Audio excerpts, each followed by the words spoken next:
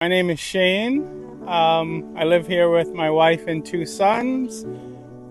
We've lived here for about a little over 8 years. घर भी अच्छा है लेकिन इनको लॉन्ग आइलैंड भी पसंद है। लॉन्ग आइलैंड में ये पैदा हुए हैं और उनके बच्चे भी वहीं पे पैदा हुए हैं, बच्चे भी स्कूल गोइंग हो गए हैं। तो मेन रीजन ये चीजें भी थी कि मेरा एक तो जो आने जाने का एक्सपेंस काफी ज्यादा था वहां से अपनी जॉब पर, वहां पे मैं अपने बच्चों को टाइम नहीं दे पाता था। तो यहाँ पे मेरे लिए ये इजी हो गया कि मैं अपने बच्चों को इजीली टाइम दे देता हूँ। अस्सलाम वालेकुम। अमेरिका में एक ऐसे इंसान से आप लोगों की मुलाकात करवाने जा रही हूँ जो रहते तो यहाँ पर हैं लेकिन अपना सिटी छोड़कर आए हैं।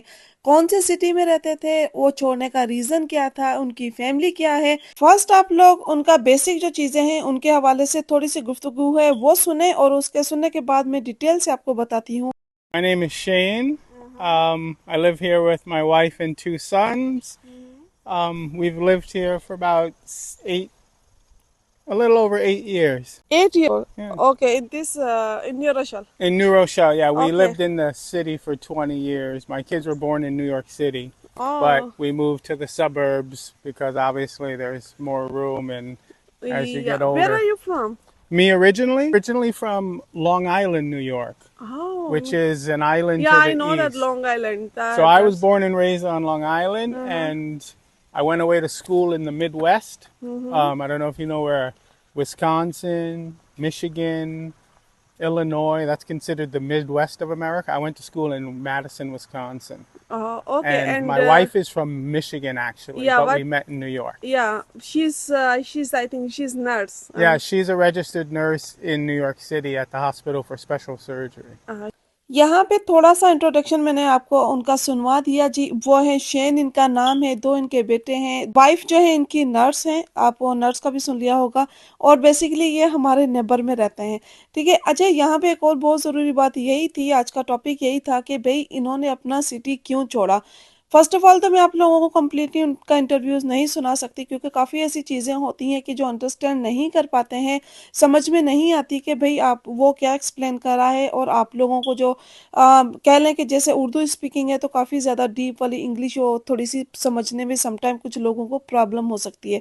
तो इसीलिए मैंने थोड़ा सा उनका दिखाया है और उसके बाद मैंने आप लोगों को एक्सप्लेन कर देती हूँ कि जी इनकी लाइफ क्या है, क्या रीज़न था, उन्होंने अपनी सिटी क्यों छोड़ी और उसके बाद ये हमारे पास यहाँ पे मूव क्यों हुए हैं। सबसे पहले तो ये मूव होने का रीज़न उनका ये है जी कि उनको जो जॉब है, उनकी जो सर्विस थी वो काफ़ी अच्छी थी। आइलैंड में पैदा हुए हैं।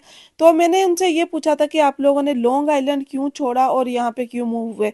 फर्स्ट ऑफ ऑल उन जब वो ट्रांसफ़र हो जाते हैं तो आप लोग देखते हो कौन से कॉलेज है, कौन सी सिटी में आप वर्क कर रहे हो।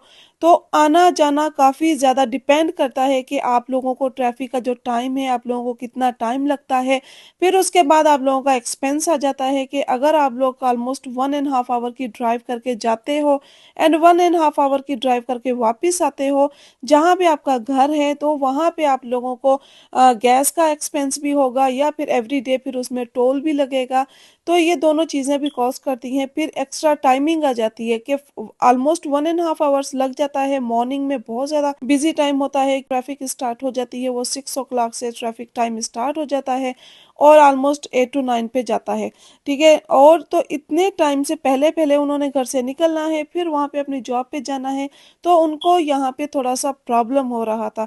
वो मेन रीज़न था उन्हें यहाँ पे मूव करने के लिए। और जब सैलरी की बात करें, सैलरी इनकी काफ़ी अच्छी खासी है और उसके बाद पर आवर के हिसाब से लेते हैं। ठीक है। लेकिन फिर भी उनको कॉस्टली काफ़ी ज़्यादा एक्सपेंसिव पड़ रही थी।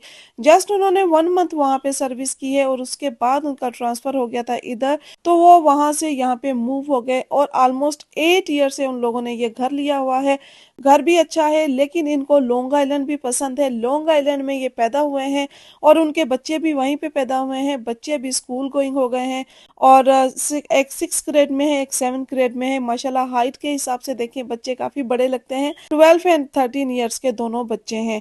तो ऑलमोस्ट दो बच्चे हो गए। वाइफ है उनकी नर्स हैं और नर्स की भी जॉब यहीं पे थी। तो उन्होंने बोला कि हमें जो है ये अच्छा लगा। हम इस एरिया में आए, यहाँ पे भी हमें Westchester county is the richest county, या ये बहुत अमीर तरीन लोगों की काउंटी है। यहाँ पे काफ़ी अच्छी अच्छी आप लोगों को फैसिलिटीज़ भी मिल जाती हैं, सहूलतें मिल जाती हैं। और उसके बाद उन्होंने अपनी थोड़ी सी हॉबी बताई है कि जी आफ्टर वर्क, क्योंकि वर्क मेरा करीब हो गया है, मैंने लॉन्ग आइलैंड में काफ़ी ऐसी एक्टिविटीज़ नहीं कर पाता था। जब मैं लॉन्ग आइलैंड में था तो मैं इतनी एक्स्ट्रा एक्टिविटीज़ नहीं कर पाता था, क्योंकि अपने घर की टेक केयर करना या फिर अपनी मेंटेनेंस करना घर को, ये एवरीथिंग मुझे खुद पता है, पसंद है, खुद करना पसंद है, तो इसीलिए वो मैं खुद करता हूँ।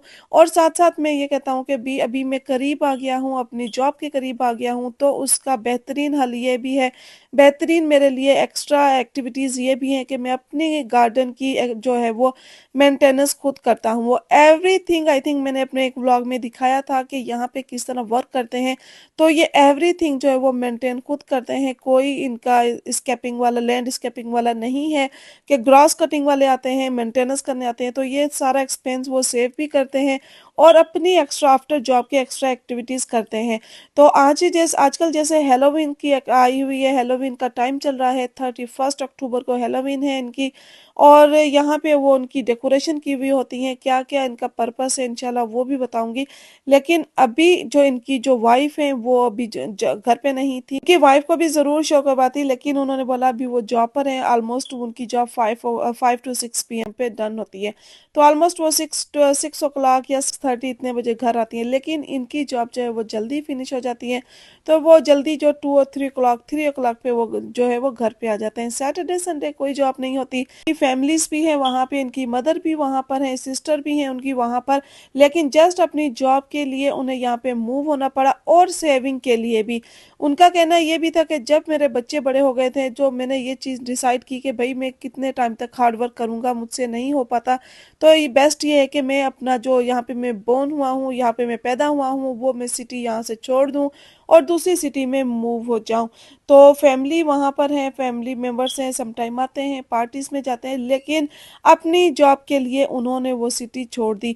यहाँ पे अमेरिका में मैंने बताया ना कि सबसे पहले देखा जाता है एक तो बच्चों की फैसिलिटीज़, बच्चों की सहूलतें, बच्चों को टाइम कितना दे पा रहे हो आप लोग, आप बच्चों के साथ कितना मिल-जुल के रह सकते हो, ये सारी चीज़ें भी काउंट की जाती हैं। बच्चों को टाइम देना बहुत ज़्यादा ज़रूरी होता है। तो ये टाइमिंग थी जो उनकी, उन्होंने ये थोड़ी-सी चीज़ें एक्सप्लेन की, मैंने वो आप लोगों को दिखा दी और थोड़ी-सी बता दी, थोड़ा-सा आप लोगों को सुनवा दिया, क्योंकि काफ़ी चीज़ें समझ में नहीं आनी थी। और उसके बाद मेन ये है कि जी जब वो कहते हैं मैं घर आता हूँ, तो मेरे घर आने के बाद मेरे बच्चे आते हैं, तो मैं मुझे कम से कम ऑलमोस्ट 1 से 2 आवर्स ईज़िली मिल जाता है।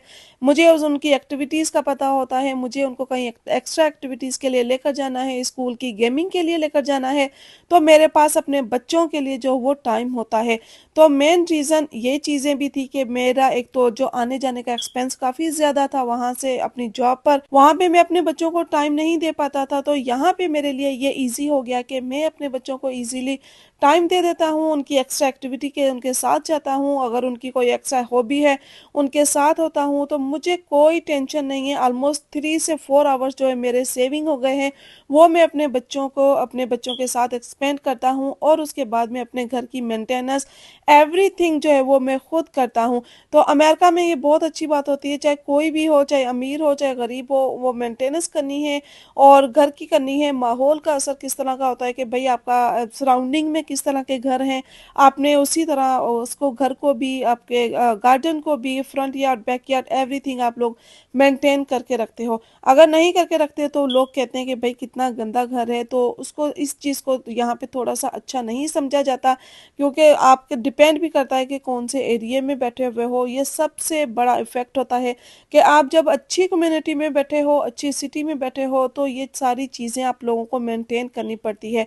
हम लोग जैसे भई लैंडस्केपिंग वाले हैं, ठीक है, मंथली आते, वीकली आते हैं, एवरीथिंग करके चले जाते हैं।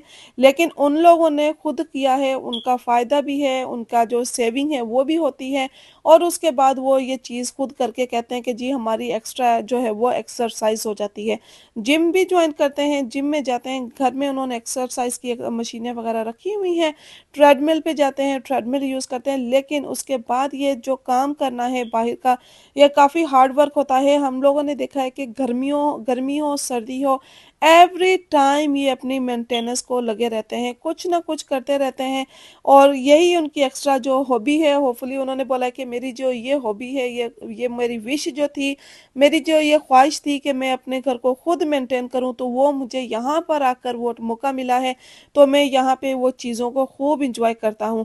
मोस्टली लोग, मैंने आई थिंक पहले भी बताया कि यहाँ पे लोग जो गार्डनिंग करना बहुत पसंद करते हैं, फ्लावर्स रखना या फिर वेजिटेबल का यहाँ पे उगाना खुद बैकयार्ड में। तो नेक्स्ट ईयर जो है मैं ऑल वेजिटेबल्स, जो मेरी वाइफ और मैं दोनों मिलकर हम लोग वेजिटेबल्स लगाएंगे। ये बेहतरीन आइडिया उनके लिए ये रहा कि भाई उन लोगों को बच्चों को टाइम देना मिल गया, कि वो इजीली अपने बच्चों को टाइम दे पा रहे हैं और साथ साथ अपने घर को मेंटेन कर रहे हैं। ये मेन रीजन था उनका यहाँ पे मूव होने का। तो होपफुली आप लोगों ने मेरा ये ब्लॉग भी पसंद किया होगा। वीडियो पसंद आई तो प्लीज लाइक शेयर सब्सक्राइब और बेल आइकन को ऑन करना मत भूला करें। मिलते हैं नेक्स्ट वीडियो में नेक्स्ट टॉपिक के साथ। दुआओं में याद रखिएगा। तब तक के लिए अल्लाह हाफिज।